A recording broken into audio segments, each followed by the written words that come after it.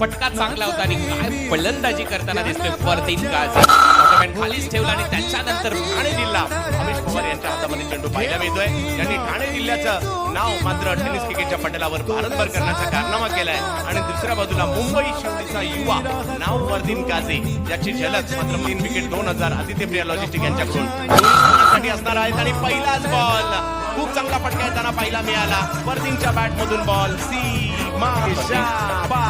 यावेळेला पुन्हा उडवलाय बॉल. आणखीन एक हवाई यात्रा ही मात्र सीमारेषेच्या पार पार पार पार पार षटकार